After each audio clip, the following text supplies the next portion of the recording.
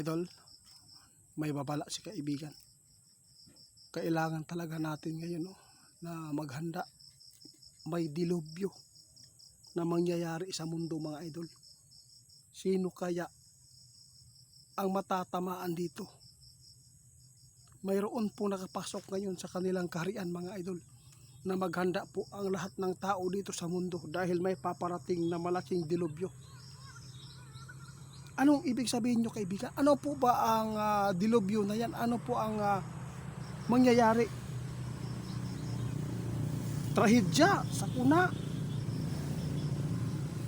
kalamidad, o sa man yun, kalikasan, patay.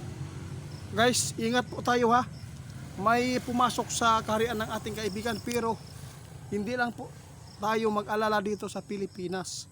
Dahil itong nakita ng ating kaibigan mga idol, itong dilubyo na pumasok sa kanila, posible ito mangyayari doon ito sa ibang bansa. Oo, nalaman po ba ninyo mga idol? Ha?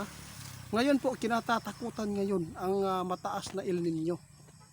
Pero walang problema dito sa ating bansa.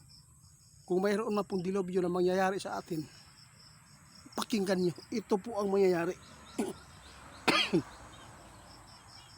Oh, ang paghandaan natin dito, bagyo, tubig, landslide, lindol, pero iba ang dilubyo ngayon na nakikita ng ating kaibigan na ito ay kinatatakutan nila na sana ay hindi ito mangyari. Mga idol, isa pong napakaraming mamamatay dahil sa sinabi ng sa ating kaibigan na dilubyo na sa pamamagitan po ng araw, init, na walang ulan. Hindi tayo mag-alala mga idol, hindi tatama ang El Nino sa Pilipinas. Pero matindi pong masasagupa ng ilang tao dito sa atin, yung nasa ibang bansa ngayon. Kung man po ngayon ang nakaranas ng matinding heatwave o init dyan sa lugar na yan, yun po, mas malala pa ang sasapitin po ninyo na dilubyo dyan. Lalo na pag marami nang namatay dahil sa init mga idol. Nabalitaan po natin noon mga idol na doon sa Florida, iwan ko lang saan po ba yung heatwave na napakarami na po ang namatay mga idol dahil sa sobrang init. Ito po mga idol, ang Pilipinas maghanda dahil ang nakita ng ating kaibigan na ang dilubyo sa atin, isa po ang paglamon ng tubig sa mga lugar dito kapag nagkakaroon po ng bagyo. Mga idol, kayo na lang bahala humusga dito ha.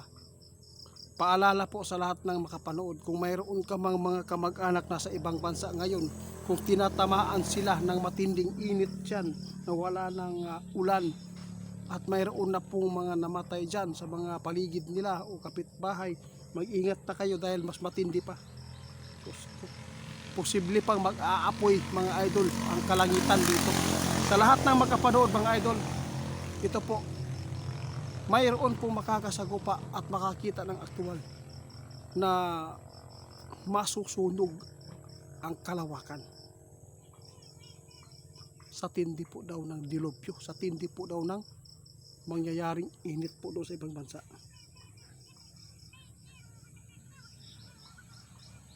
Napakaswerte natin mga idol, no? Kung mayroon man pong dilubyo sa atin, tandaan ninyo, lagi na po natin yan nasasagupa. Ang El Nino dito mga idol, kung umabot na ng 2 months, hindi po yan problema at hindi pa yan gaano kalala. Kung mayroon pong mamamatay mga idol sa pamamagitan, mga idol, natakot si kaibigan, ang dilubyo sa ibang bansa, ito po, maraming mamamatay sa pamamagitan po daw ng init araw.